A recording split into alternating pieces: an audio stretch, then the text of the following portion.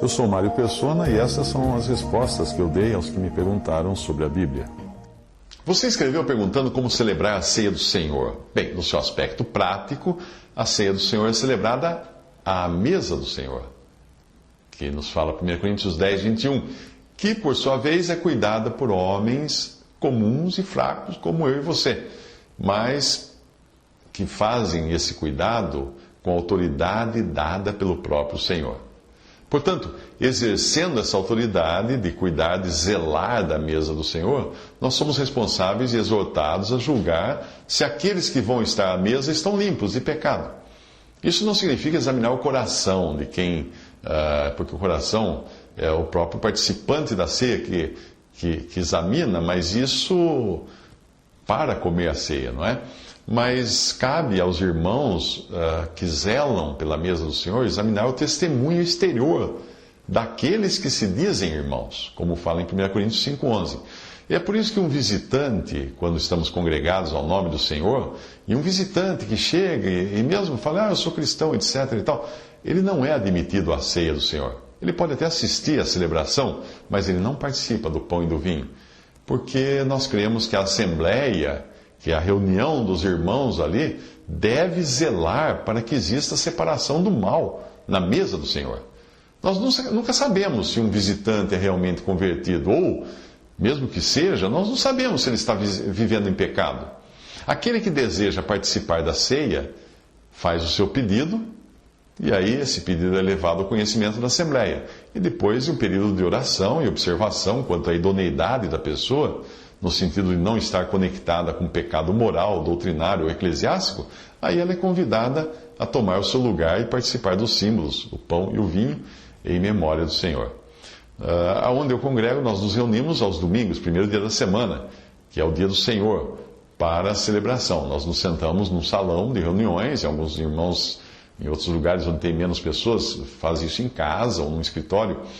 Nós colocamos uma mesa no centro, onde ali nela está apenas um pão, porque a Bíblia nos fala de um só pão, em 1 Coríntios 10, 17, e tem também um cálice com vinho.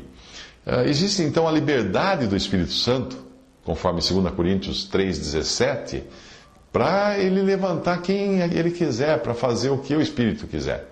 E logo um irmão sugere um hino, outro irmão faz uma oração, uma ação de graças, outro irmão traz um versículo, uma oração de gratidão, um versículo que fale da morte de Cristo. É evidente que não existe uma ordem específica ou pré-determinada para as coisas acontecerem, porque é o Espírito Santo quem vai dirigir tudo. Existe, porém, um horário para começar e para terminar. Horário aproximado, por razões óbvias, né? Porque ele foi estabelecido previamente pelos irmãos, usando da autoridade que o Senhor deu de ligar e desligar, lá em Mateus 18, 18. O que nós ligamos na terra é ligado no céu. Ou seja, as decisões tomadas pela Assembleia, congregada ao nome do Senhor na terra, são decisões amparadas no céu. O céu reconhece essas decisões. Portanto, se algum irmão que sentir no coração se levantar e ir até a mesa para dar graças pelo pão e partir esse pão, ele vai fazer isso. Então ele vai lá, dá graças pelo pão, parte o pão, dá aos irmãos que vão passando de mão em mão, tirando um pedaço e comendo e passando adiante até que todos tenham participado, todos os que estão à mesa do Senhor, tenham comido do pão. Então esse mesmo irmão vai lá e dá graças pelo cálice de vinho, passa o cálice e da mesma maneira todos bebem do cálice. Na cidade onde eu congrego, em Limeira, nós costumamos fazer uma coleta. No mesmo dia da ceia, logo após comermos do pão e bebermos do vinho, é passado um saquinho para que os irmãos que tenham separado em casa algum dinheiro coloquem as suas ofertas nesse saco de tecido que passa de mão em mão. E também um detalhe, apenas os que estão à mesa do Senhor, os que participam da ceia do Senhor, é que colocam o dinheiro na coleta. Porque os que não estão, nós não sabemos se são incrédulos ou não. E nós vemos que não é para o cristão pedir dinheiro de incrédulos. Ok? Esse dinheiro que é coletado na ceia é utilizado para as necessidades dos santos, ou seja, dos irmãos, e também para a obra do Senhor. Aí a ceia termina com mais alguns hinos e orações, e eventualmente por algum irmão trazendo uma palavra breve, conectada ao tema da morte de Cristo, mas isso não é necessário, uma vez que a ceia não é uma reunião para ministério da palavra. Não é uma reunião de pregação da palavra, de ensino, não. A ceia, ali nós nos ocupamos com a recordação de Cristo, anunciando sua morte, louvando a Deus, adorando a Deus e a Cristo por tudo que Ele é. Tudo é feito na mais perfeita ordem, nada de confusão. E você perguntou se existe um dirigente. Na verdade, existe um dirigente, mas é o Espírito Santo, claro.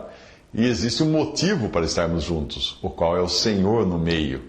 É tudo muito simples quando nós nos sujeitamos ao Senhor e à Sua palavra. Os homens nos dirão que é impossível organizar algo assim ou que isso funcione. O Senhor tem demonstrado o contrário. Há 2000 anos, porque muitos fazem assim há 2000 anos. Respondendo agora a sua pergunta sobre o vinho, vinho é vinho, a palavra vinho significa vinho. Não existia vinho não alcoólico, vinho sem álcool, na época do Senhor Jesus, porque a única maneira de você guardar o suco de uva é ou pela pasteurização, que foi inventada muito recentemente, ou então pela fermentação, que transforma o suco em vinho.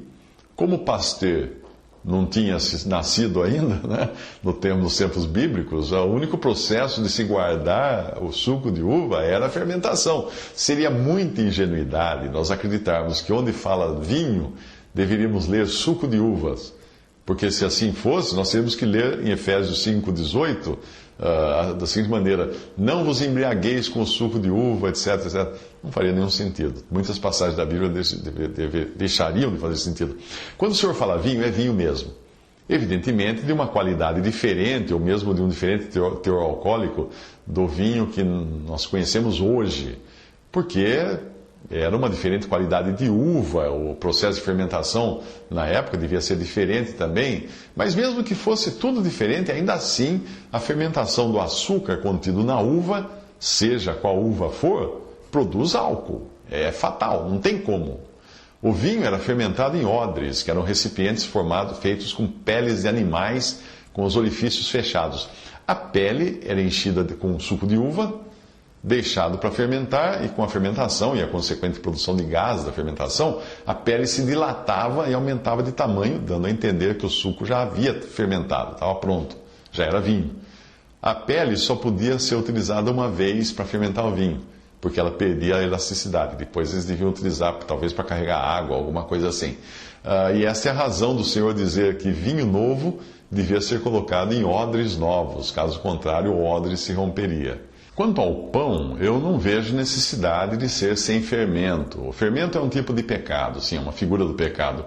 Porém, o versículo em 1 Coríntios 5,8 não está se referindo ao tipo de pão utilizado na ceia, mas sim ao estado das pessoas, sem o fermento da maldade, etc. Mas celebrando com os asmos da sinceridade, da verdade, etc.